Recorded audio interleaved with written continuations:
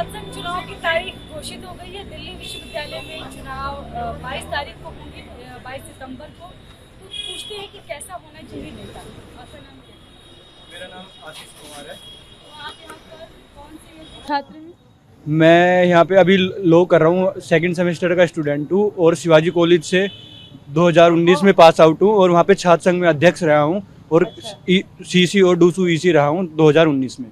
अच्छा, तो आप अध्यक्ष रहे हैं वहाँ हाँ पर। जी, हाँ जी। तो अब तो पास आउट हो चुके होंगे या अभी भी पढ़ाई कर रहे हैं? मैं अभी लॉ का स्टूडेंट हूँ, कैंपस लॉ सेंटर। लॉ के हाँ स्टूडेंट। जी, हाँ जी, हाँ जी। तो आप चुनाव में आ रहे हैं, मैदान में उतरेंगे? नहीं या आपकी उम्र निकल चुकी है? मेरी उम्र नहीं निकली है, मैंने पहले ही 3 चुनाव कंटेस्ट कर चुका हूँ और तीनों जीते मैं। दोबारा तो लड़ नहीं सकते, लिंग दो कमेटी की सिफारिश से जो कहती है। लिंगडो कमेटी के भी रूल्स है और मैं 2016 से एनरोल हूँ। मतलब आप सपोर्ट करेंगे जो भी आएगा? जी जी जी, मैं सपोर्ट करूंगा, मैं लड़ सकता हूँ, लेकिन मेरा अभी इच्छा है कि किसको सपोर्ट कर रहे हैं? मैं विद्यार्थी परिषद का कार्य करता हूँ और विद्यार्थी परिषद को सपोर्ट करूंगा। विद्यार्थी परिषद एक ऐसा संगठन है जो 365 दिन। अच्छा, मुझे ये बताइए कि यहाँ पर छात्रों के बीच आप लोग जा रहे होंगे, तो छात्रों की क्या डिमांड आ रही है? छात्रों की डिमांड यही है कि जो बच्चा दूर दराज से आता है, चाहे वो पूर्वांचल यूपी से आ रहा हो, चाहे साउथ इंडिया से आ रहा हो, चाहे बिहार से बच्चा आ रहा हो, जो बच्चा आता है एक मध्यम परिवार से या फिर गरीब तबके का बच्चा आता है, वो चाहता है कि यहाँ पे आके उनको एक अकोमोडेशन ऐसी मिले कि वो सस्ते पैसों पे रह सके।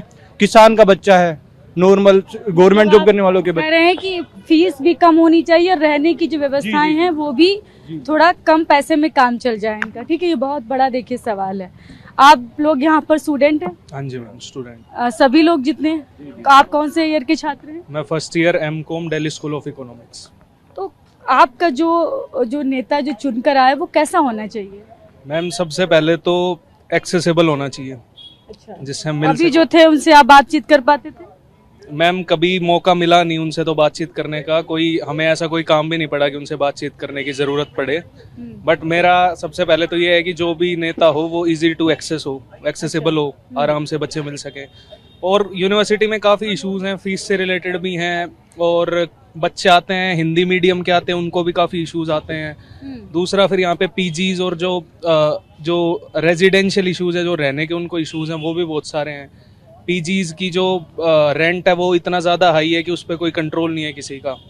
तो इसमें भी मेरे को लगता है कि मतलब हमारे जो रिप्रेजेंटेटिव्स हैं इनको इन्वॉल्व होना चाहिए उस चीज़ में। मतलब उनकी समस्याएं जानने के लिए आना चाहिए। आपका नाम क्या है? मैडम सागर नाम है।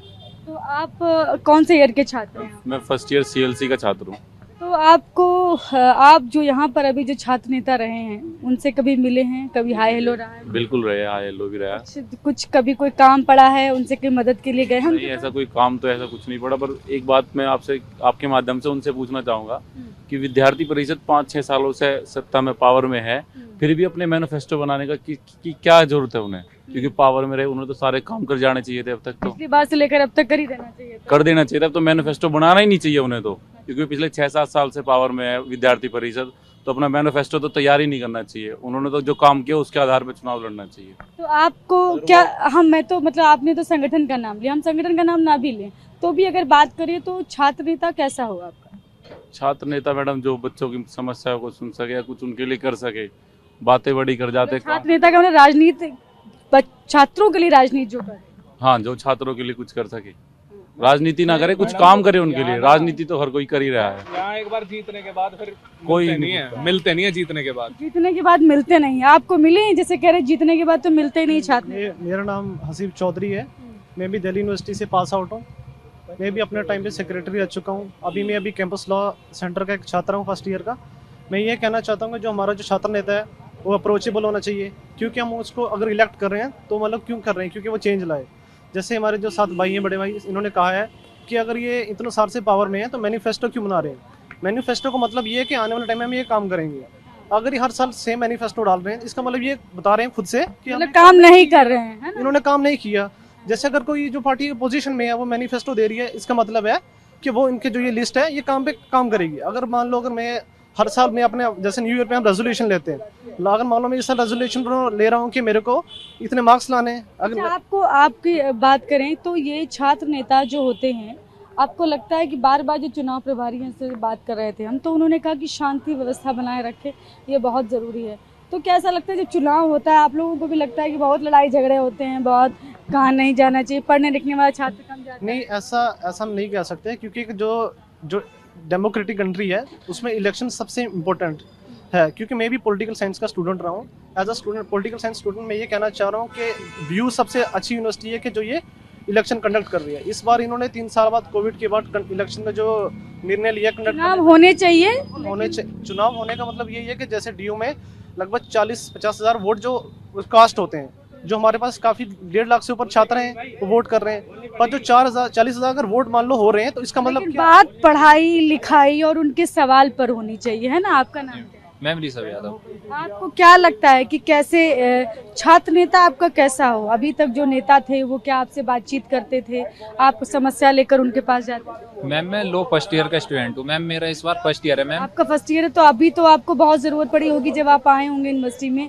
तो क्या यहाँ पर लोग मिले आपको जिन्होंने आपकी मदद की, आपको कुछ जानकारी दे? मैम हमारे बड़े भाई मैम सागर चौधरी हैं मैम, वो CLC में सेकंड ईयर के स्टूडेंट है मैम। उन्होंने मेरी काफ़ी मदद की मैम, जितनी भी मेरी प्रॉब्लम्स हुई सागर भाई ने सारी प्रॉब्लम मेरी सोल्व की। तो आपको लगता है कि अगर छात्र नेता जो ऐसा होना चाहिए कि जो इस तरह, जैसे आपने बताया उन्होंने आपकी समस्या हल की, कि जो और आम जो स्टूडेंट आते हैं फर्स्ट ईयर में, जो उनको कुछ नहीं पता होता है कॉलेज कहाँ पर है, फीस कहाँ जमा करनी है, इसके बाद रहेंगे तो रहने के लिए कैसे पता करना है, हॉस्टल कैसे पता करना है, ये सारी जानकारी उनकी तरफ से मिले तो सहूलियत होगी। जी मैम, मेरा यही कहना है मैम, जो भी छात्र नेता हो मैम, सागर भाई जैसा सपोर्टिव हो और जो बच्चों की मदद करे, और कोई भी उनकी प्रॉब्लम हो, फीस से रिलेटेड हो या कोई भी क्वेरी हो, मतलब किसी भी बारे में, मतलब एडमिशन कहाँ लेना है, क्या प्रोसीजर है, मैम मैं यही कहूँगा कि सागर भाई ऐसा ही सपोर्टिव होना चाहिए।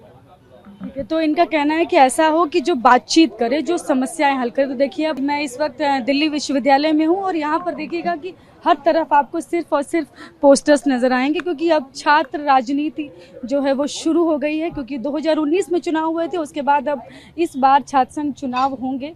तो चुनाव होंगे तो सबसे बड़ा सवाल होता है कि जो प्रतिनिधि होगा वो कैसा हो, ये सवाल हर बार उठता है, हर बार पूछा भी जाता है।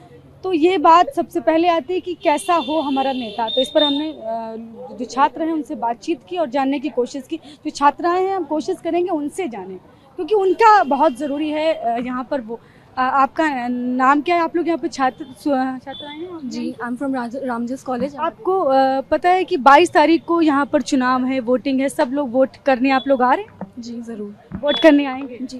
तो फिर क्या सोचा है कि वोट करेंगे तो फिर कैसा होना चाहिए नेता? हमने सोचा है, मतलब जो हमारे लिए काम करे।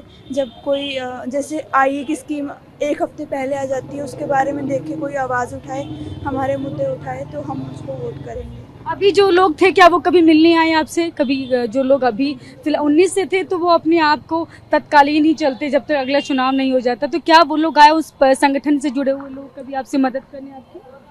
अभी इलेक्शन कैंपेन के टाइम पे तो सभी आते हैं। हाँ, लेकिन बाद में कोई नहीं मिलेगा। नहीं मिलेगा। बाद में भी आए तब आप, जब भी कोई आता है वोट मांगने के लिए, अब तो बहुत मैं देख रही हूँ पोस्टर्स बैनर्स लग गए हैं, क्या आते हैं कि मैं आपके लिए काम करूँगा, आप जो चाहें मुझे कॉल कर लीजिए? इतना पर्सनली तो नहीं आते हैं।